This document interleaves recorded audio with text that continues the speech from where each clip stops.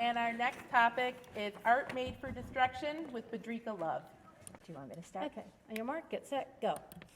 This is everything you need to make really great piñatas. Buy the liquid starch from the store. Don't try to make your own. The stuff you buy is relatively cheap and works brilliantly.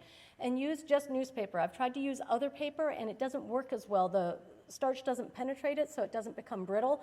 And when the kids have to each take a turn with a knife, the parents look really disturbed at the party, especially when the piñata is a 3-foot-long rat. So you saturate the paper, and then you put in strips on a balloon. Now, you might think you have to do nothing but round objects since you're starting with a balloon, and I think that's what my brother thought when he asked for Mike from Monsters, Inc.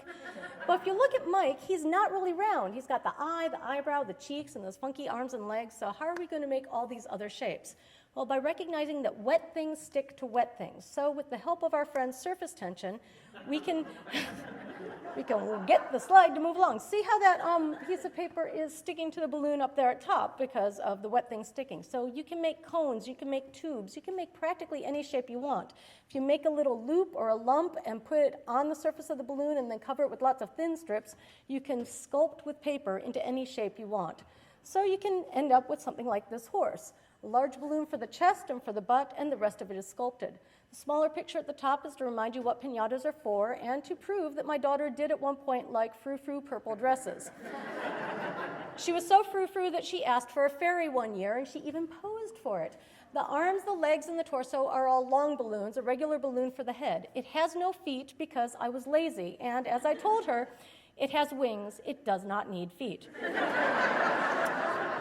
The inevitable Egyptian phase brought Nefertiti, which was only fair because her brother had King Tut. I unfortunately don't have pictures of a lot of the piñatas I made. So you can see again the balloon in the head, and everything else was built out from there. I think I used cardboard for the chest and the back.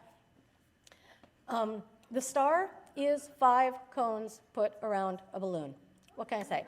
So we tried to have cakes that matched the piñata, so I asked her what planet could I make to go with this relatively boring piñata she'd chosen for her party that year, and she said, Earth. So I decided to make it a little more interesting by recreating that myth where the Earth is riding on the back of 4 elephants that are riding on the back of a tortoise swimming through space, and thus I proved that the myth is not true, because if you take the Earth and you put it on the backs of 4 elephants, they get squished.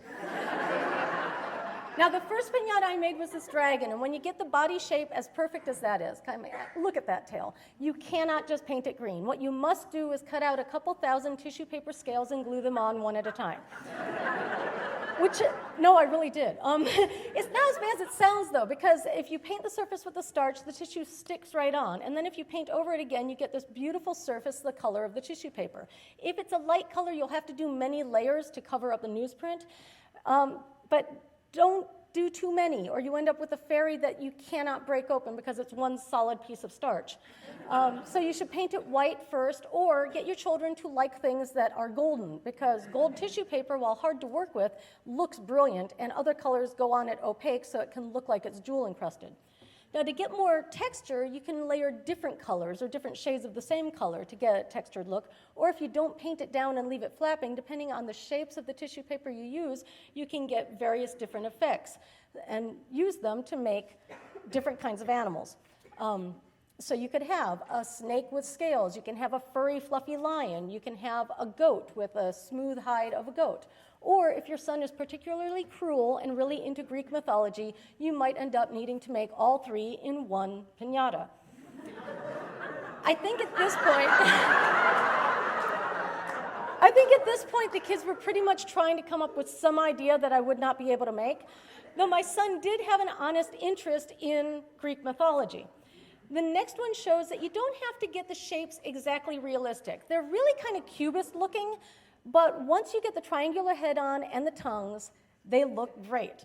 So I told Jazz I would only make a Gorgon if I got to show the bloody stump from the severed head, and he said yes. So now, at some point close to the end, you have to cut a hole and fill it with toys and then patch it over so that no one can see the hole. This will, of course, make the piñata really heavy. You cannot then support it just by string, as we unfortunately found out with the dragon, which is why there's people holding it in the next picture. So you take a piece of ribbon, and around layer 3, you're going to do 5 or 6 of these layers.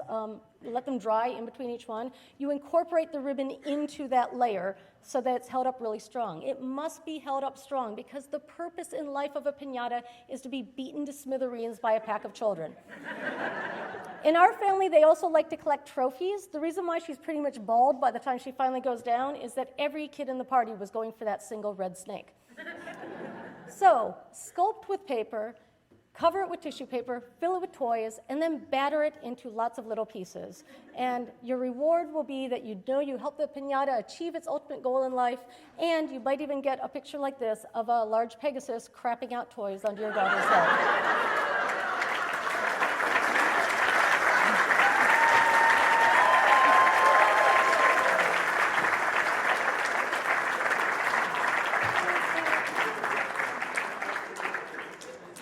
I've got a bag full of corpses for people to see afterwards.